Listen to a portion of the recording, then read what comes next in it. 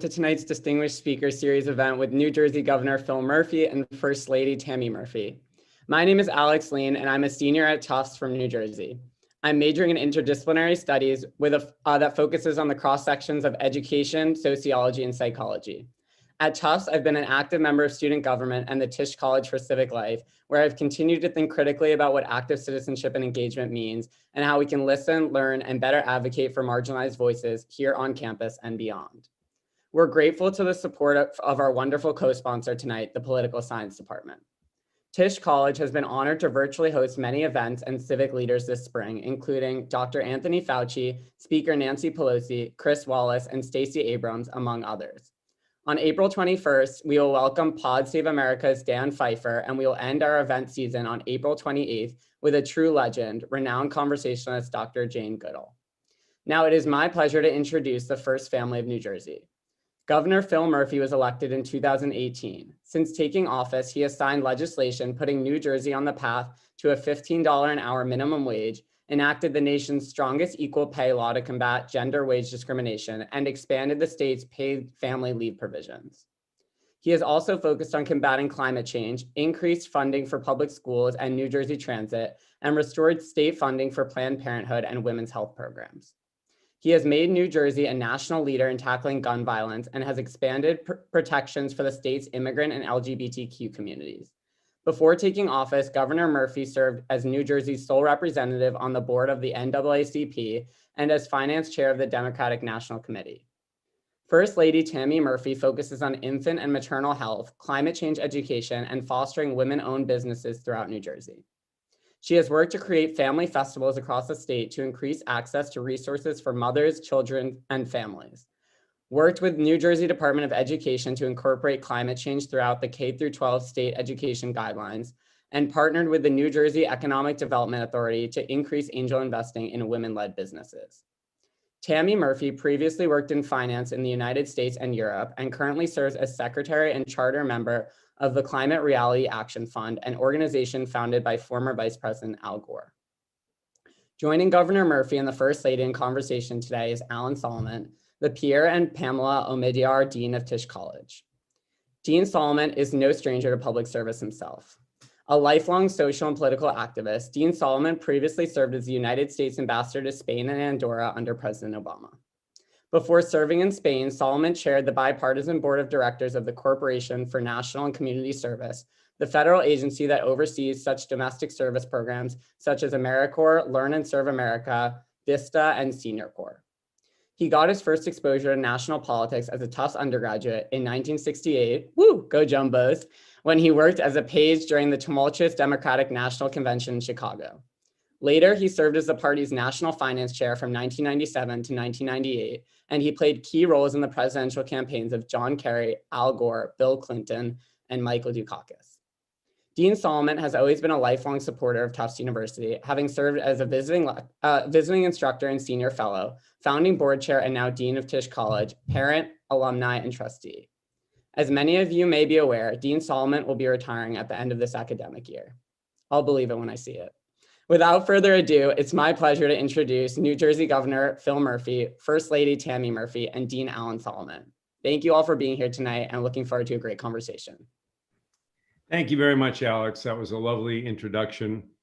Thanks for sharing my age with everyone. It's a pleasure for me to be hosting my young friends, the Governor and First Lady of New Jersey. This happens to be New Jersey Week because on Thursday, which is our next speaker event, we're going to be featuring the Problem Solvers Caucus in the United States House of Representatives, which is chaired by a member of Congress from New Jersey, Josh Gottheimer. So tune in. That is on Thursday. I believe it's at 5 or 5:30. But in any event, let me just say something about Alex for a moment. Alex is a graduating senior, and when he's not on campus, he's a New Jersey resident. I met Alex early in the pandemic last year when he approached Tisch College with an idea to create a summer grant program for students doing COVID relief-related work in their home communities that address the needs of under-resourced and underrepresented groups. We were so excited about Alex's idea that we asked him to run the program. And under Alex's leadership, Tisch College funded 77 student projects, serving communities from Massachusetts to Brazil. We connected 94 students with the resources and guidance they needed to complete their projects, and we awarded grants that totaled over $140,000. In recognition of Alex's service at Tufts, he was recently recognized with a Presidential Award for Civic Life, which is the university's highest recognition for civic engagement during a student's time at Tufts. Thank you, Alex, for all you've done for the Tufts community and for others. We can't wait to see what you do next. But now let me begin conversation first with the First Lady of New Jersey, Tammy Murphy. The governor will be joining us shortly. But let me just ask First Lady, or maybe I call you Tammy. Dean, Alan, of course you can call me Tammy. I would expect nothing less. So although you don't hold an official title or receive a salary, you've been more visible in the role of First Lady than any of your predecessors. You've got an office down the hall from the governor, and you've taken on your own policy agenda. Tell us some of the challenges you've had to address in this role, but also what have been some of the opportunities? Well, never miss a good challenge always presents a good opportunity, Alan. So I would say they are one and the same. You know, I think the question I want to make sure I get this question exactly right. Are you asking me literally the challenges I personally have faced in the policy piece, or just in general? Because in general, is taking on the role of First Lady in such an active way. We're interested in not only you as First Lady, but you as a person who's serving the public. Yeah, no, okay. So much like you and your wonderful wife, Susan, who has stood by your side, Phil and I have been a team forever. And we do everything together. So, you know, when one is down, the other one is up. When one is, you know, tired, the other one is ready to go. And we kind of have done work that way across continents and across various jobs that Phil has held and I have held, I guess. So in that respect, it's been a pretty natural fit. And I think it's funny because a lot of people have asked me about that, like, how do you do this? Why, you know, what's the impetus? And it's funny because I wouldn't know what to do if I weren't doing it, because Phil and I kind of lean on each other. So very much a team. And I guess the only thing I would say, which is a bigger conversation, but that is that, you know, being a female, I think that a lot of things have changed over time. A lot of things still have not changed. There's not enough females in leadership positions. There's not enough females in many, you know, whether it's in government, whether it's in business, whether it's in sports. I mean, women are just not, still not commonly accepted in those spaces as much as they should be. So I'm constantly chipping away at that, and I will keep doing it, but I'll do it together with Phil. Well, I think we all appreciate that. And I think a lot of the young women who are listening to us this evening appreciate that a great deal. But let me ask you about one of the issues that you care deeply about, which is maternal and infant health. New Jersey ranks 47th in the nation in maternal deaths, and it's even worse for women and babies of color. Tell us about your work to change that through the Nurture New Jersey initiative. I know this is one of your top issues. Sure. Well, first of all, you should know New Jersey is 47th in the country, but the United States of America, despite all of our wealth, despite all of our incredible healthcare systems across the country, we are 55th in the world. So we are really in a bad place. So saying we're 47th in the country after being 55th in the world is really abysmal. Essentially, Alan, we are 47th. It's a good week to ask about this because this is actually Black Maternal Health Week. We are 47th, but the numbers, it doesn't mean that women are all treated equally. If you are a Black woman in New Jersey, your chances of dying from maternity-related complications are 7 times greater than that of a white woman. If you are a Black baby born in the state of New Jersey, your chances of dying before your first birthday are 3 times greater than a white baby. So that is the state of where we are. We have been trying to move the needle for a while now. And hold on. Oh. Hey. How are you, Governor? Hello, Dean. I'm sorry to be late, man. I got tied up getting out of Newark, New Jersey, but I don't want to interrupt. Okay, we're having a great conversation with the First Lady. Go ahead, Tammy. So all I was going to say is we've been trying to move the needle, and our goal is to make New Jersey not only the safest place in the United States to deliver a baby, but the most equitable. We've been working for the last 3 years, bringing state, county, and local resources under a single roof across many of our urban areas, which are the areas that have the most challenges. And we have actually helped over 5,500 individual families, connecting them with resources like handing out WIC checks on the spot, like making sure they have employment and have a roof over their head, things that are pretty basic. But we're now moving forward, and we've got a strategic plan that we unveiled in January. It's going to be the gold standard for our country. It's never been done before. And we are going to make a systemic change in New Jersey and hopefully be able to set the path for others to follow. You know, there was an interesting study that was published in Massachusetts recently that showed that gap that you referred to between Black women and white women, although it's not eliminated, it actually is narrowed when Black women see Black physicians. Fascinating. Yep. Makes sense. Governor, the First Lady said I could call her Tammy, so I'm going to call you Phil. I love you. I love you. I'm sorry to be late, Alan. I love you, and it's great to be with you, and great to be with the Tisch and Tufts family. Thank you. So as a college student, you aspired to perform in musical theater, but then you went to business school, and for 23 years, you enjoyed a very successful career at Goldman Sachs. But when you retired from Goldman, before you turned 50, you headed down the path of public service, first as National Finance Chair of the Democratic Party, then U.S. Ambassador to Germany, and now Governor of New Jersey. Tell us about your journey and why you left the business world for a life in politics. Again, it's great to be with you. Apologies for not being on time, but this is one of the great public policy schools in the country. We're big fans. Tammy is on the board. And I grew up in Newton and Needham, Massachusetts, and Tufts has always been an iconic institution. So thank you for having us. I don't know that there's any one good answer as to how that journey for me took place, or any of our journeys take place. I will say this, we met you meaningfully in a couple of those stops, finance chair of the party, which you had done a few years before I did it. And we both served as ambassadors at the same time, in our case to Germany and yours to Spain. We just celebrated the 10th anniversary of our visiting you to watch El Clasico 1-1 final over Easter, the Easter holiday in Madrid.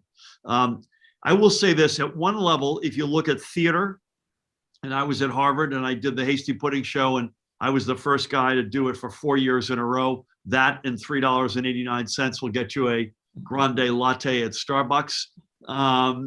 But if you look at theater, Wall Street, diplomacy, governing, fundraising, to pick 5 stops, you could argue both, I think, Alan, you could argue both sides of the following: completely different, and at the same time, the other side of it is there's nothing new under the sun. So I'll give you an example, a crisis. We're dealing with a pandemic right now at a much smaller scale, because the lives that were put at stake or lives lost were de minimis, but you'll remember the WikiLeaks challenges when we were ambassador, and the ground zero for the leak was Berlin, Germany. And those are just 2 different chapters in life, 2 different crises dealing with in life. So what's the commonality? Get out ahead of a crisis. Don't let the crisis drag you. You get out ahead of it. You, as best you can, dictate the terms. With a virus, let's remember, you can never dictate all the terms. The virus does, but at least you can mitigate, you can steer, you can do some things that matter. And the same would be true of WikiLeaks. So again, I don't know that there's a crisp narrative in my life. I mean, yours, Tammy, Susan's, whoever's, that sort of you can track.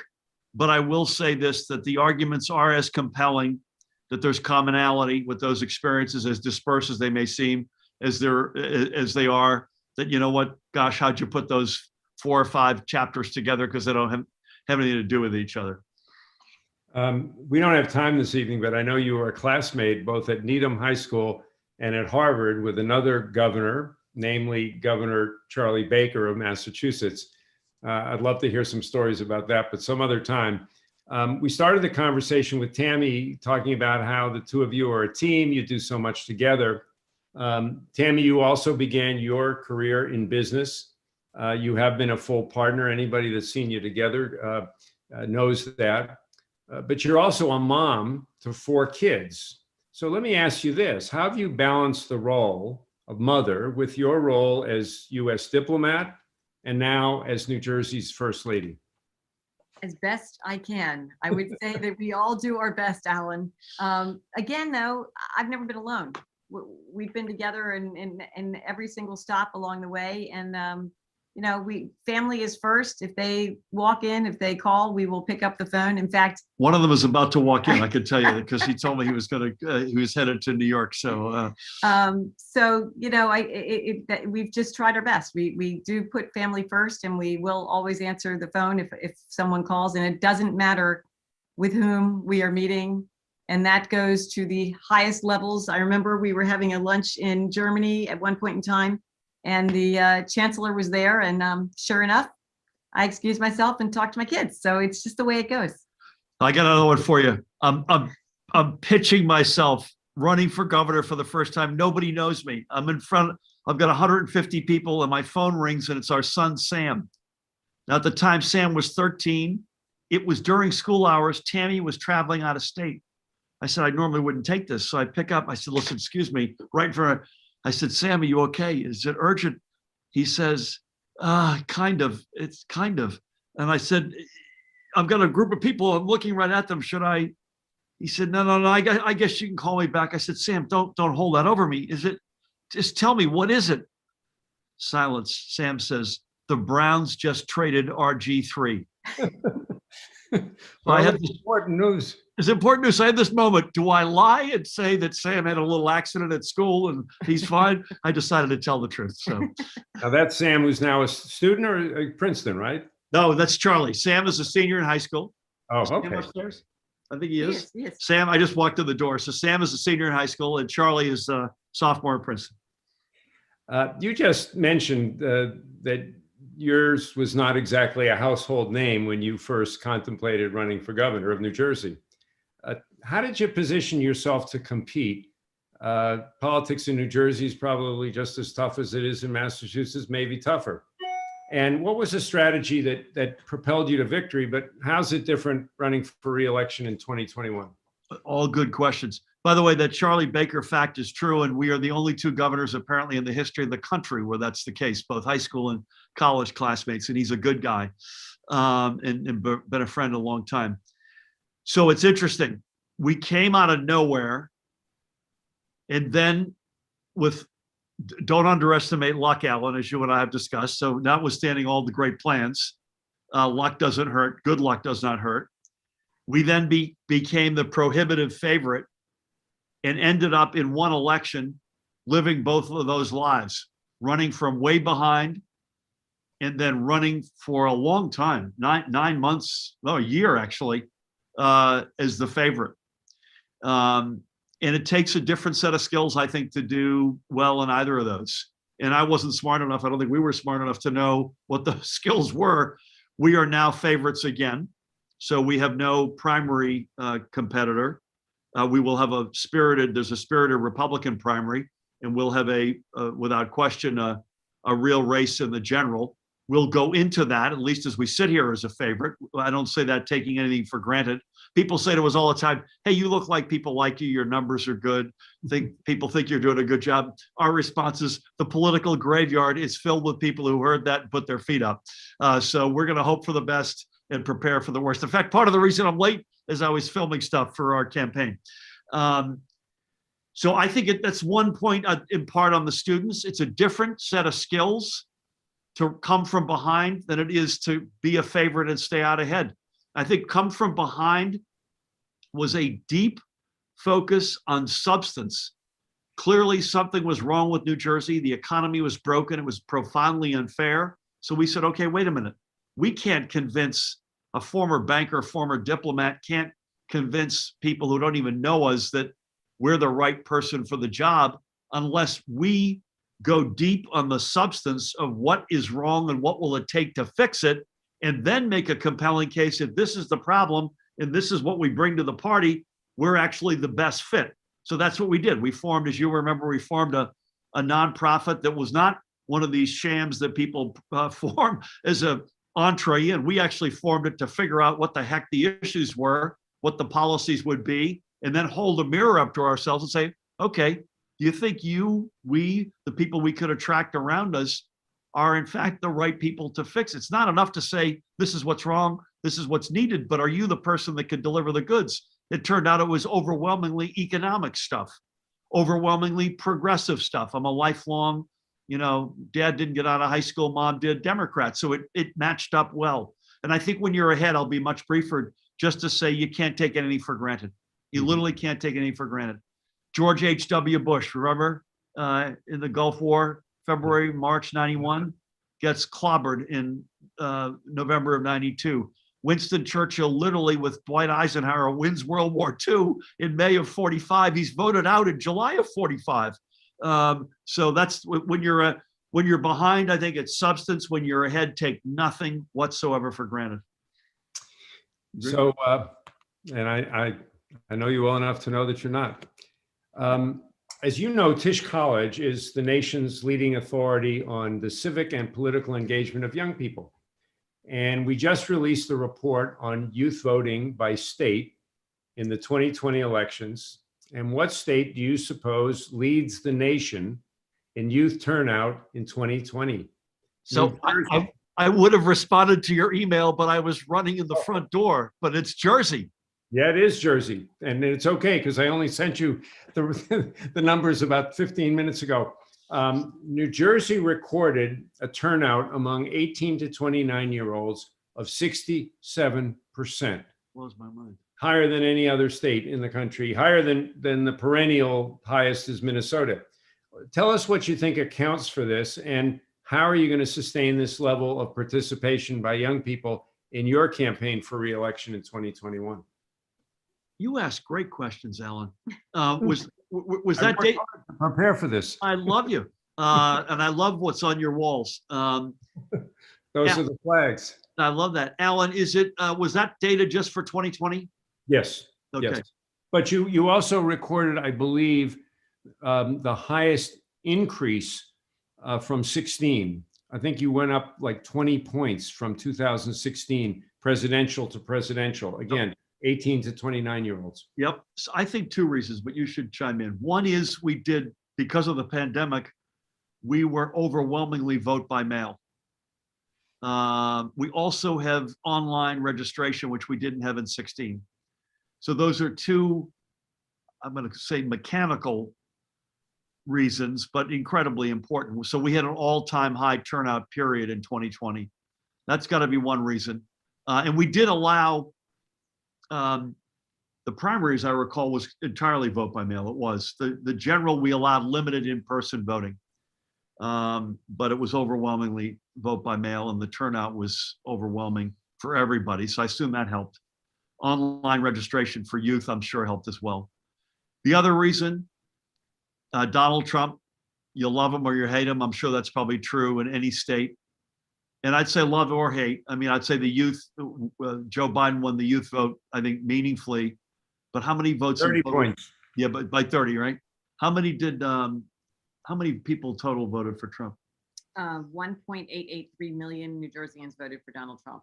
And so we would probably be with Massachusetts as the gold standard blue state these days.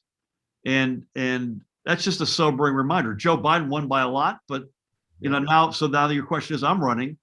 We got 1,833,000, not all of whom are racist, Proud Boys, didn't all attack the Capitol. You got a lot of people in there.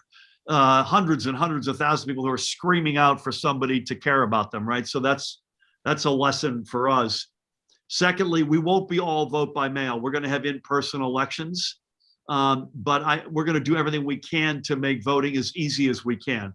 So unlike Georgia, not to kick a boot into their shin, but we finally have in-person early voting. which we have never had in Jersey. We were late to that party. As I mentioned, we have online registration. We now have ability to vote for folks on parole or probation. We're trying to get 17-year-olds who are turning 18 by the general to vote in the primary. I'd like to get same-day registration. The early voting we've got, I love. It's 2 Sundays, so 2 Sundays of, as they call, souls to the polls. But Tammy and I would both like 30 days in advance. Again, we'll emphasize vote by mail. God willing, the pandemic will be, by November at least, meaningfully behind us, please God. But I think that's sort of the landscape. Yeah. There is a strong correlation between high turnout among young people and states that mailed ballots in advance. Colorado is another example. There was 63%, and conversely, states obviously that didn't make it as easy had lower turnout. But speaking of Georgia, Georgia had the highest youth share of vote in 2020. It was 20%, which was the highest share of the vote. It was almost the same as the share in the population. And Biden won Georgia by 12,000 votes, but he won young people in Georgia by 188,000 votes. Wow. I proselytize about the power of the youth vote. But Alan, that's a great example. And, you know, I don't want to get on the soapbox here, but when Brian Kemp and others in Georgia say, well, it's just not true, it is true. They're trying to limit access to voting, particularly from communities of color. There's just no question what they're doing. And I'd at least like them to be honest about it. I'd have more respect if they just call what they're doing, but that's for another conversation. Tammy, early in the pandemic, you created the New Jersey Relief Fund to address some of the needs across your state. You raised a lot of money for this fund yourself. You're a pretty damn good fundraiser, if I may say so. How have people responded to that relief fund? What have you been able to do with the fund? And then tell us about Jersey for Jersey, the benefit concert you organized, and tell us who are the headliners. Okay. All right. Talk about a 70-mile-an-hour fastball down the middle of the plate. Okay. So last March, I brought together and created a 501c3, a nonprofit called New Jersey Pandemic Relief Fund. This was literally to try and help what I knew would be the gaps in funding for a lot of the on-the-ground nonprofits who are going to have a surge in need, and try and stand between kind of government resources and these nonprofits just to give them a hand. In my wildest dreams, I did not believe that we would have raised as much money as we have raised. To date, we have raised over $65 million in 1 year. In fact, we are one of the few philanthropies across the country that Mackenzie Scott just dropped $20 million in one day. I mean, literally just no strings attached. Here's $20 million. Tammy, could you give me her number? And so, but you know, so $65 million, a ton of money. There's no question. Every penny that we raised went directly back out the door. So we had some restricted funds that were brought together by some of our initial donors who paid for any expenses. We had very few expenses, to be honest, because corporations donated talent. We had donated legal services. We had donated advertising and marketing. We had everybody kind of came together to do this. And it just goes to show what New Jersey is. New Jersey has tremendous grit and tremendous pride. And when the chips are down, we stand up for one another. We have over, okay, so $65 million. We have over 63,000 individual donors. Wow. Representing every county in New Jersey, every state in the United States, and 14 international countries. And a lot of that, and we've used this for telemedicine, for food security, for bridging the digital divide with students, for helping with rental evictions and relief, with childcare. We've played in a lot of different spaces where we saw there was a gaping hole, and we continue to, by the way. And then I think the last thing you want to know about is the Jersey for Jersey event. Yeah. So basically in March, not only did I start this thing, but I was really looking around and I could feel like we all were very isolated. You know, everybody was nervous, no one, and I wanted to figure out a way to give a communal hug to our entire state. The communal hug ended up being a fundraiser, but it was 1 hour. It was every TV station in New Jersey, all the radio stations. So that was New York to down to Philly. New York and Philly TV too, right? TV as well. And they all donated. We didn't pay them for this. And we created a 1 hour long hug. It featured Bruce Springsteen, John Bon Jovi, Whoopi Goldberg, Jon Stewart, Stephen Colbert, Danny DeVito, Tony Bennett. All New Jersey residents, right? all New Jersey natives, all New Jersey natives. And the list goes on. For students, we had SZA, we had Charlie Puth, we had everybody. And it was really special. I mean, it was really special. But importantly, we worked to highlight all the frontline workers. We had nurses, we had restaurateurs, we had it had it all. You can find it online if you want to. Oh, I tuned in. I was there. It was worth it. It was worth it. Well, let me tell you, there are a lot of people around watching this and elsewhere who would love to be hugged by Bruce Springsteen. And if not by John Bon Jovi. So in any Amen event. to both. Getting a little more sober, Phil, your state's been hit hard by the pandemic. You've been on the front lines. New Jersey's been on the front lines. You've lost 24,000 residents to the virus, and you have the highest per capita death rate of any state in the country. I heard you talk about this the other night on NBC with Lester Holt. Why has New Jersey suffered so badly? And how are you tackling the latest uptick in cases?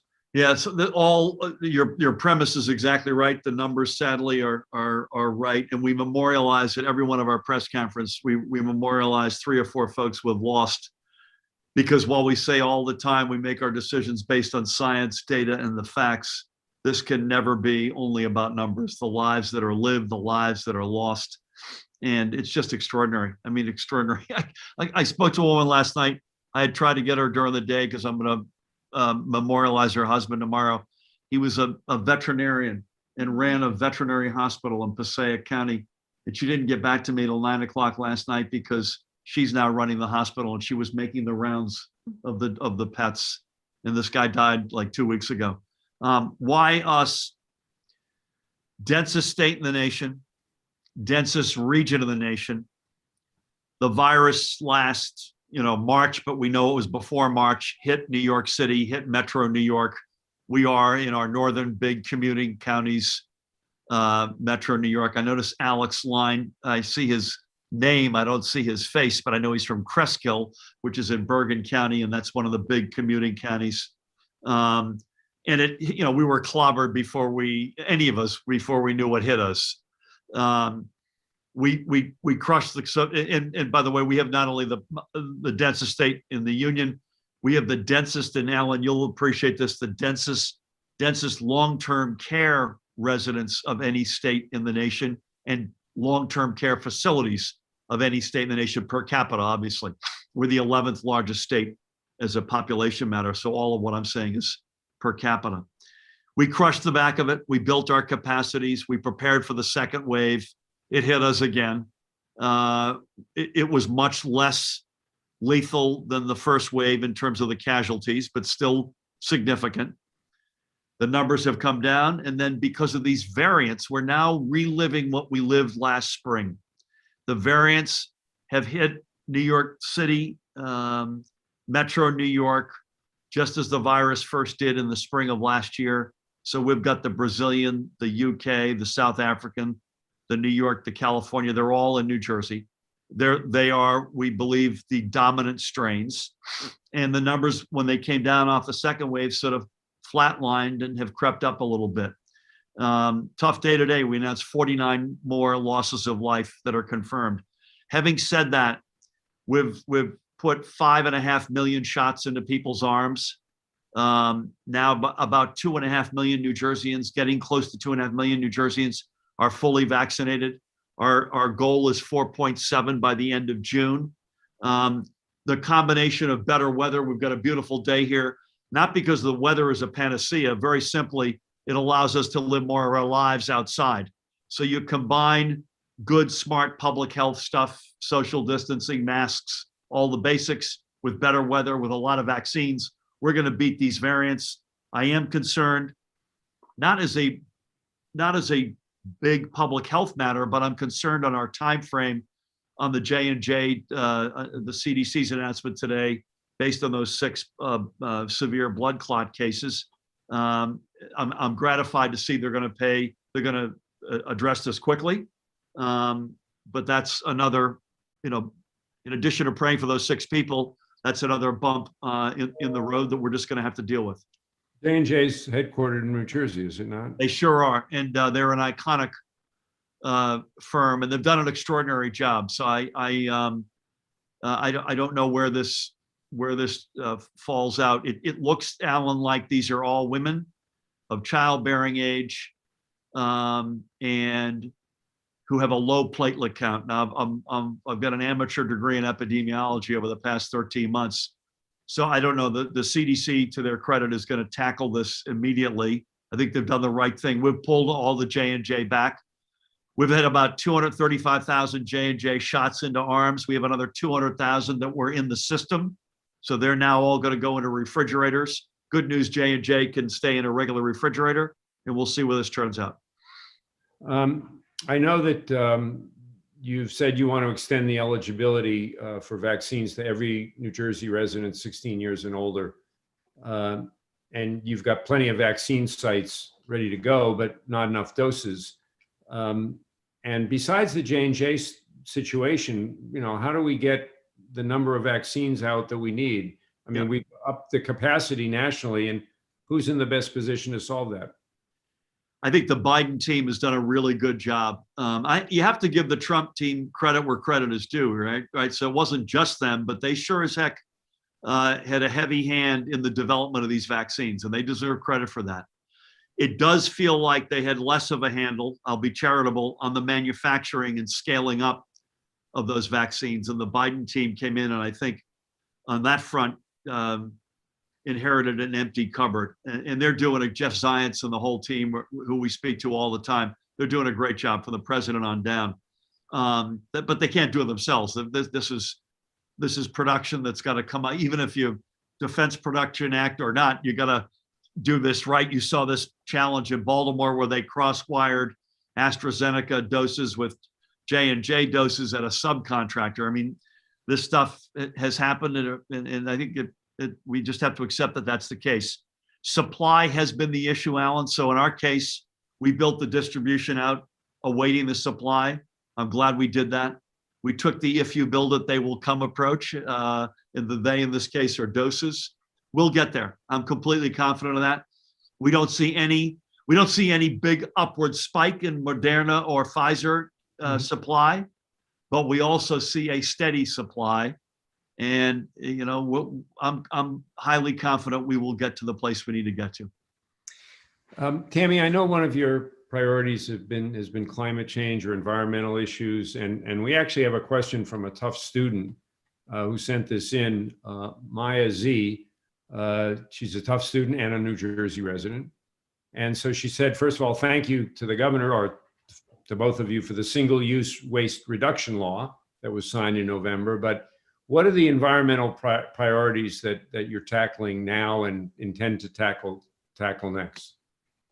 Well, I will tell you one thing that I've been working on that I'm really excited about, and that is, first of all, Phil has made it that New Jersey will go green by the year 2050, which is super important. 100% clean energy. And in order to, I feel very strongly we are handing over a very bad environmental situation to the next generation. And if we don't act now, it's a little bit like teaching kids math. You start with addition and subtraction, you work your way up to calculus or wherever you go. And here in New Jersey, we are the first state in the United States to incorporate climate change education in the K to 12 curriculum. Super important. You learn the vocabulary and you can build out, because I want to make sure, and Phil wants to make sure, not only in the future when the green jobs are available do we have people who can fill those jobs, But importantly, we need people who can think out of the box and understand how to problem solve in this space. And so that's really exciting. That's something that we are rolling out here in New Jersey right now. Beyond that, you should talk about the priorities on the environment. I think the offshore wind piece is one big one I'd hit, and environmental justice is the other. Those are the two, and the curriculum piece is unique in America, but offshore wind, a little bit like Massachusetts, I think we've had a lot less of the noise from the folks who live on the shore, on the coast, who don't like. You don't have Nantucket off of your shore. Yeah, we do not have Nantucket. In many respects, we'd like to, but we don't. We intend to be a leader in that industry. And our objectives, just to put for the folks who follow energy, 7,500 megawatts installed by 2035, which is only 14 years from now. We've got a plan to do that. But the environmental justice piece, I think, is the other big law that I've signed that I would sort of put on what are you most proud of? You know, our urban communities have been ravaged by dirty plants forever and always. New Jersey's got Superfund site legacies unlike any American state, and a lot of them are urban. Again, when you're the densest state in America, even though we are the Garden State and there's beautiful open space, we've got a lot of communities on top of each other. So this environmental justice bill, which Tammy helped a lot on as well, will place us, we're promulgating the rules, but that stuff will be history in our state. It just won't, it won't ever happen again. So those are a couple of the highlights.